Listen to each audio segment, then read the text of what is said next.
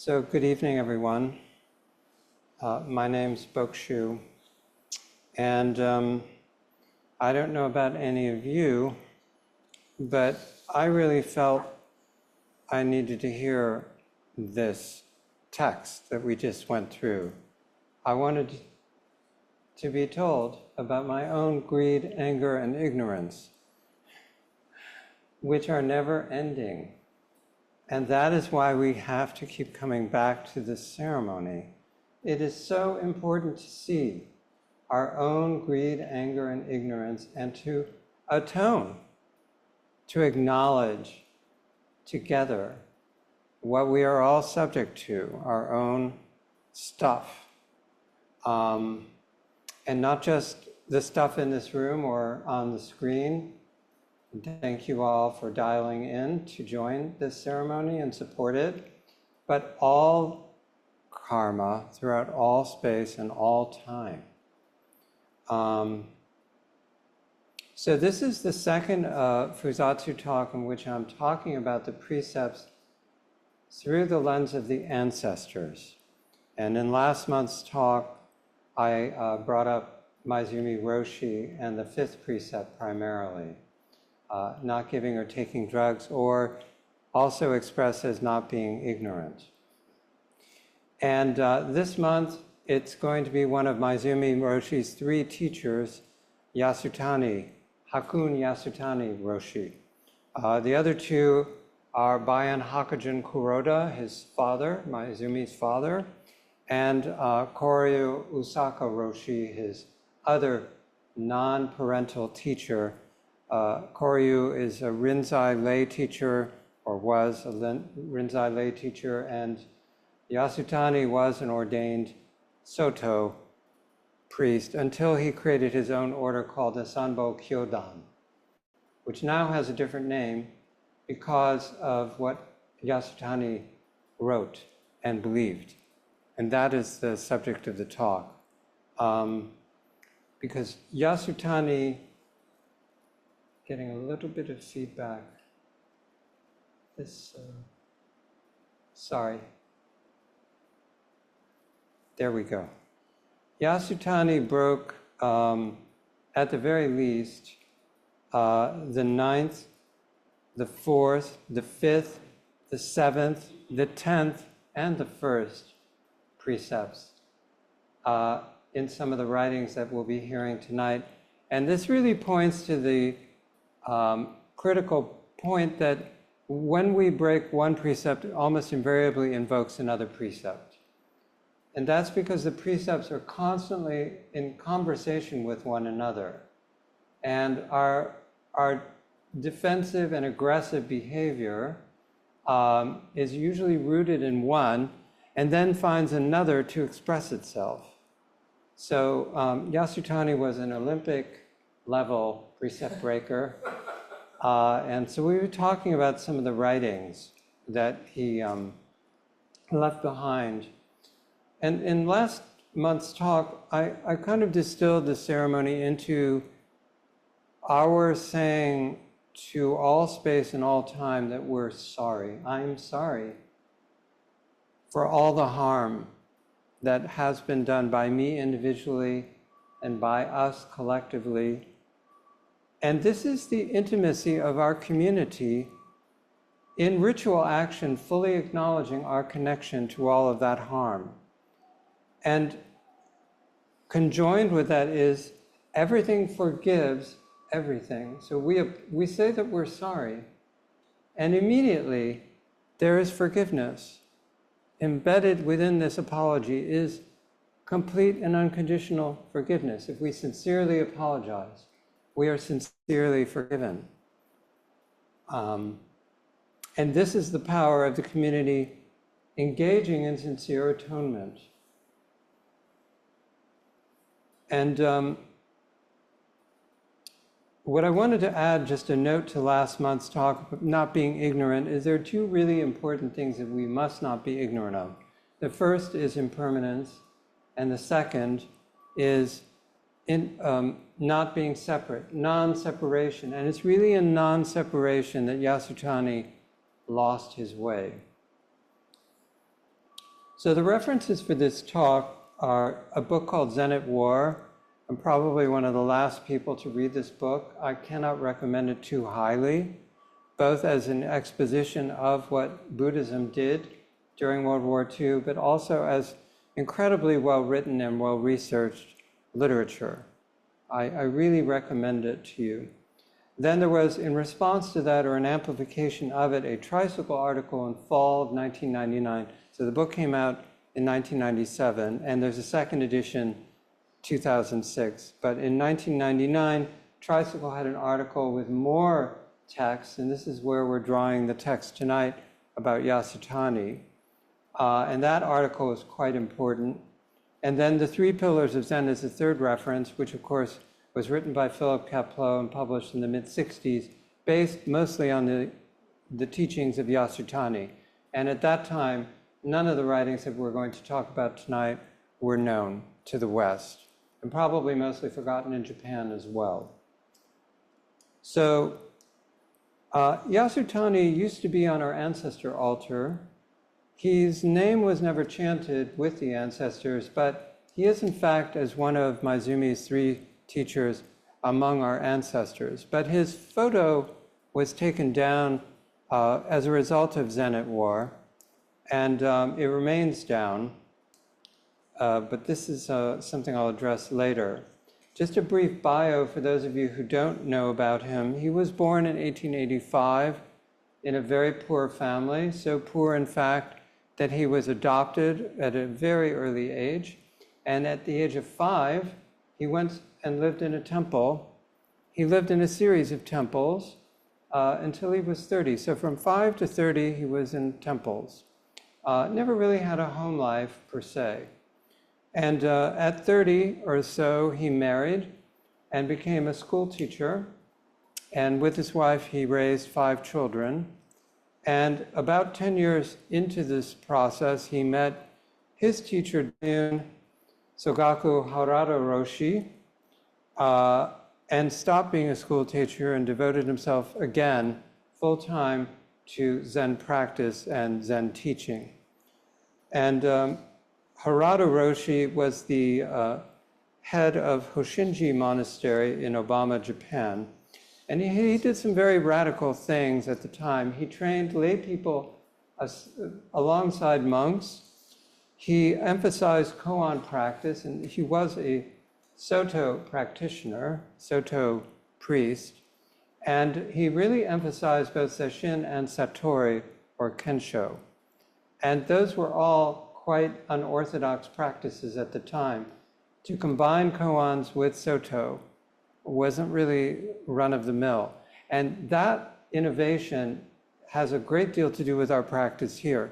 So although Yasutani was only one of 3 teachers for Maizumi, he had a profound influence on the blend of Soto and Rinzai. And of course, Yasutani also studied with Koryu. So we're kind of this syncretic, what is it, 51% Soto, 49% Rinzai. You can argue over the mix, but it's really largely a growth of Yasutani, who was given Inca in April 1943 and who died in 1973. And a few years before he was given Inca, before he met Harada Roshi, he wrote this about himself. I was an altogether blind fellow, and my mind was not yet at rest. I was at a peak of mental anguish. When I felt I could no longer endure deceiving others by untrue teaching and irresponsible sermons, my karma opened up and I was able to meet the master Daiyun Shitsu Sogaku Harada Roshi. And the light of a lantern was brought to a dark night to my great joy. So he was a very sincere and deep practitioner, but he was also a very angry man, a very damaged individual.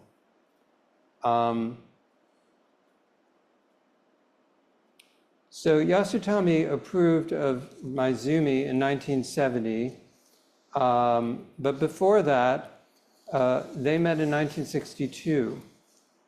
And Yasutani's writings and talks in Three Pillars of Zen were instrumental in his coming to this country and lecturing at length. And in Three Pillars of Zen, Kapleau writes the following: because they know from centuries of experience this transforming power of zazen, the Japanese masters have always placed greater reliance on zazen to foster moral conduct in their disciples than upon the mere imposition of the precepts from the outside. Actually, the precepts in zazen, both grounded in the identical Buddha nature, which is the source of all purity and goodness, are mutually reinforcing. Indeed, the Japanese masters stress that only upon full enlightenment can one truly know good from evil. So it's ironic, since Yasutani was called by Robert Aiken Roshi, one of his students, a living Buddha, that he wrote what he wrote. In Zen at War, there's some quotations from Yasutani's teacher, Harada Roshi. He wrote this in 1934. The Japanese people are a chosen people whose mission is to control the world. Politics conducted on the basis of a constitution are premature, and therefore, fascist politics should be implemented for the next 10 years. And indeed they were.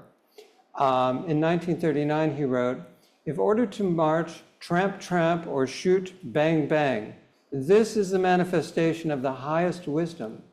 The unity of Zen and war of which I speak extends to the farthest reaches of the Holy War, which was the war in Asia. So the apple in this case didn't fall far from the tree. Yasutani was fully on board with these sentiments and wrote in 1943, ironically enough in a text on Dogen, the following: everyone should act according to their position in society. Men should fulfill the way of men while women observe the way of women, making absolutely sure that there is not the slightest confusion between their respective roles. It is, therefore, necessary to thoroughly defeat the propaganda and strategy of the Jews. That is to say, we must clearly point out the fallacy of their evil ideas advocating freedom and equality, ideas that have dominated the world up to the present day. The result of which was the almost total loss of the spirit of Japan, for the general citizenry became fascinated with the ideas of freedom and equality as advocated by the scheming Jews, not to mention such things as individualism, money as almighty, and pleasure-seeking.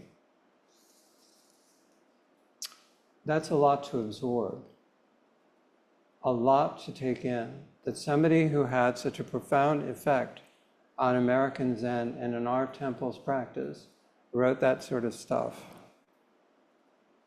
There are other examples. I've got a lot of them here. I don't think I can quite bear right now to read them all. Suzuki, D.T. Suzuki wrote some very eye-opening passages. Kodo Sawaki wrote some very terrible stuff. I'll just quote a little bit more from Yasutani.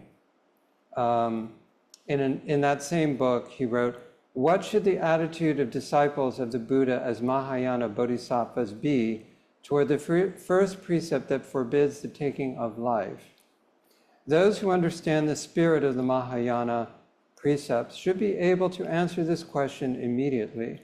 That is to say, of course, one should kill, killing as many as possible. One should, fighting hard, kill everyone in the enemy army.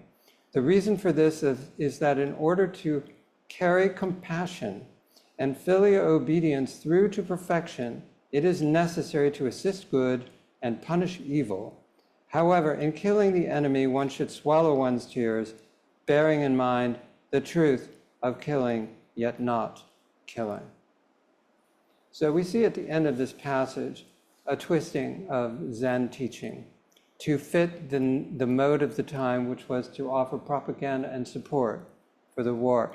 And it's important to contextualize this because Yasutani and Harada Roshis were in sync with almost everybody in the country. Almost every Buddhist institution, if not all of them, were publicly on record as supporting what was going on. The war of aggression based on emperor deification was totally supported by the establishment.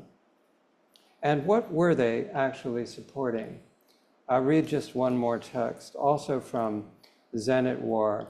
Somebody named Mana Suzuki, who was in the army, reminisced after the fighting the following. On December 10, 1943,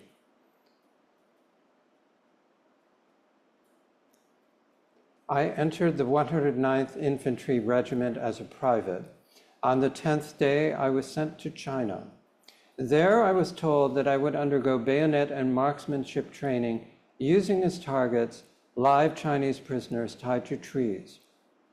I remember it as if it were yesterday. It was a morning in February with pure white snow piled deep on the ground. The shrieks and screams of the prisoners, plus their blood, instantly turned the snowy field into a scene of gruesome carnage. The author did not participate in this, and he was punished for that. But this is just a taste of what was being done with the support of all the Buddhist sects in Japan. And after the war, of course, there was the reckoning, but it was long in coming. The major Buddhist sects were very, very slow in acknowledging their culpability, their responsibility for their role in supporting the war effort. It was not until 1987 that any of the Japanese Buddhist institutions apologized for its conduct during the war.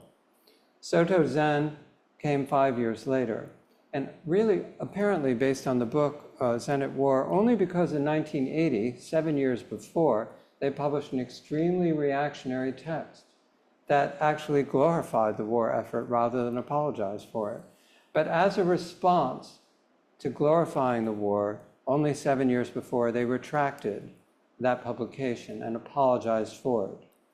That text, called The History of the Soto Sect's Overseas Evangelization and Missionary Work, was extremely damaging.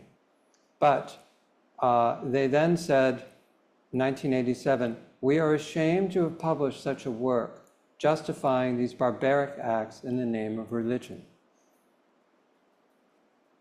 So Yasutani himself never apologized. He never acknowledged anything that he did, anything that he wrote. And in this, we can see a clear distinction between Yasutani and his student, Maezumi Roshi.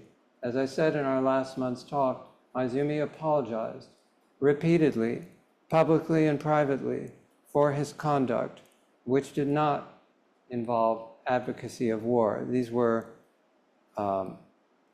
sins of the flesh, not sins of the spirit, perhaps one could say. Not to diminish them, but they were of a very different order, and he was very, very contrite. So it wasn't until 2001 that Yasutani's successor apologized for what Yasutani had wrote. And he said, "I personally became Hakuun Yasutani Roshi's disciple at the age of 17 and kept receiving his instructions until his death. So I know very well that Yasutani Roshi did foster strongly right-winged and anti-Semitic ideology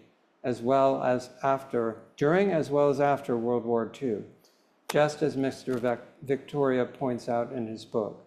If Yasutani Roshi's words and deeds now disclosed in the book have deeply shocked anyone who practices in the Zen line of the Sanbo Kyodan and consequently caused him or her to abhor or abandon the practice of Zen, it is a great pity indeed. For the offense caused by these errant words and actions of the past master, I, the present patriarch of the Sanbo Kyodan, cannot but express my heartfelt regret."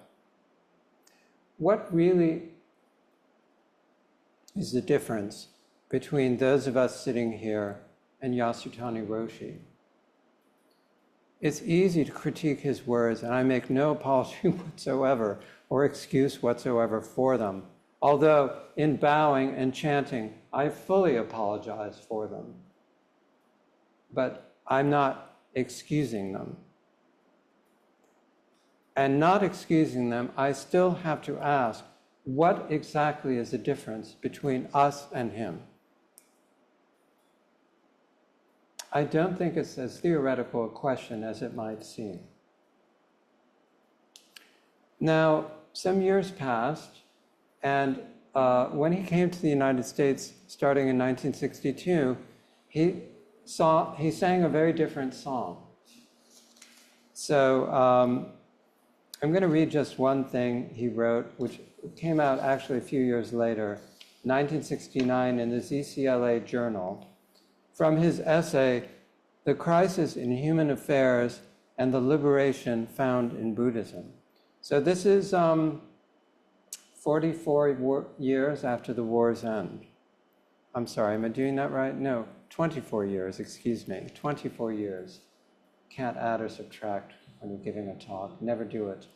So he wrote, I believe that based on the wisdom of the Buddha, our world should be reconstructed in the conviction that the world is one and all men are brothers.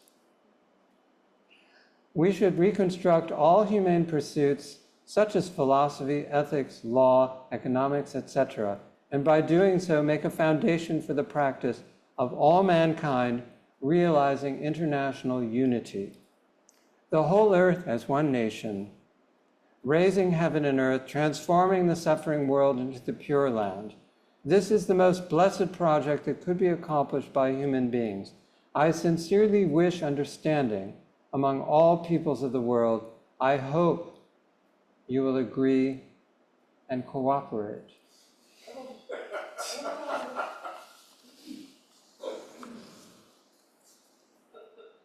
When the writings that I read earlier that are so shocking were discovered and published, there were arguments about how they should be received.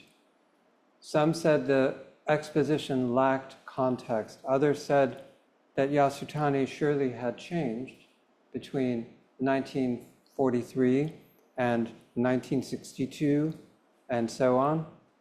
I think we have to allow for the possibility that he did have a profound awakening to the error of his ways, even if he did not acknowledge and apologize for them, that he truly understood how wrong he had been to advocate what he advocated. We don't know. We don't know how sincere he was when he wrote what he wrote in 1943. We don't know how sincere he was when he wrote what he wrote in 1969. Do we know how sincere we are right now about this ceremony? It is extremely important that we throw ourselves completely into this work of atoning for Yasutani and all the evil karma throughout all space and time. The stakes could not be higher. And I cannot thank you enough for doing it, for supporting it, for realizing it.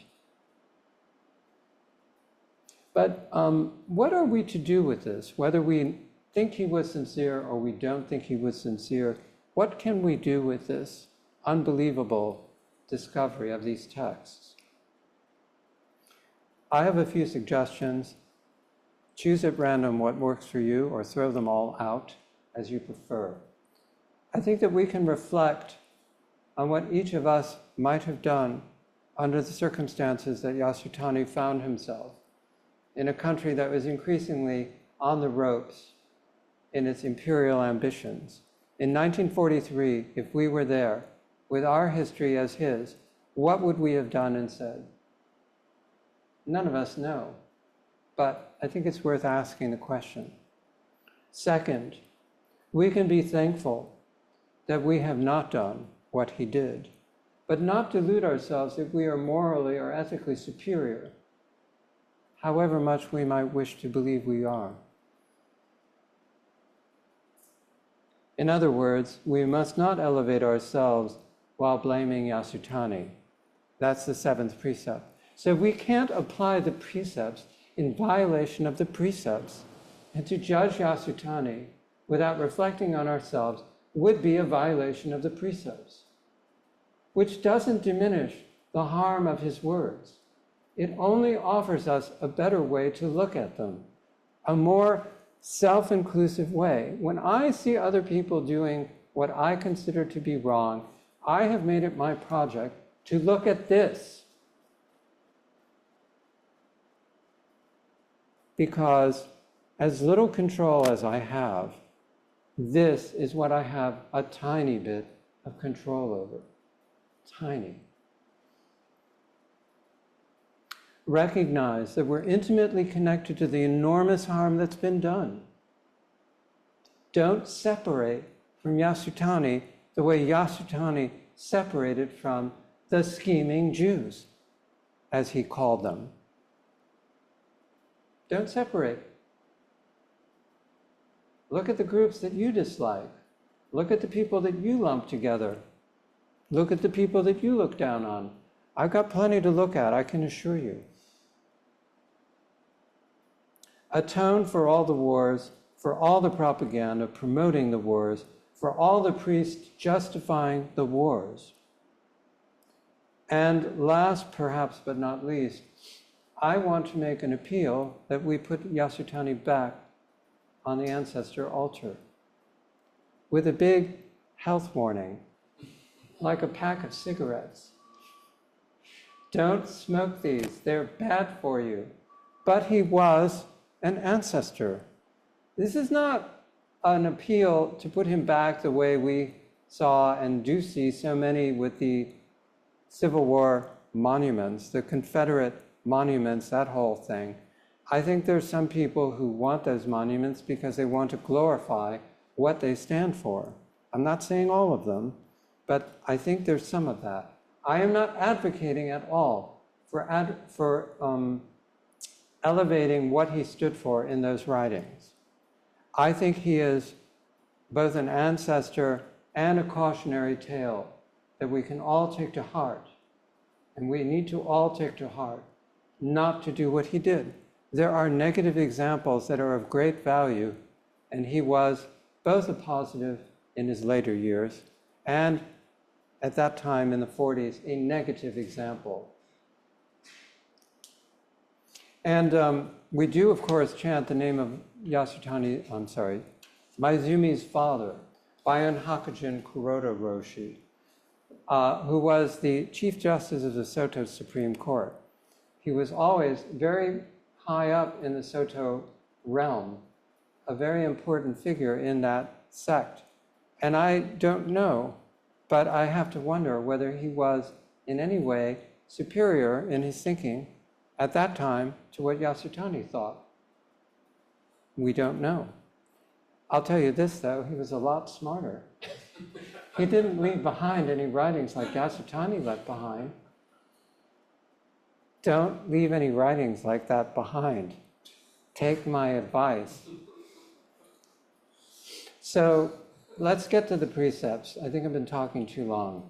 I'm going to focus on the ninth precept. I mean, there's so many he violated.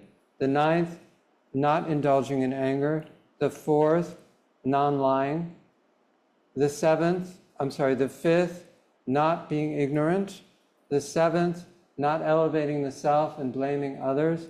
The 10th, not defaming the three treasures. And the first, of course, not killing. So he violated all of those precepts. But let's just take anger, because I think it was all really rooted in anger for him. He was an angry guy.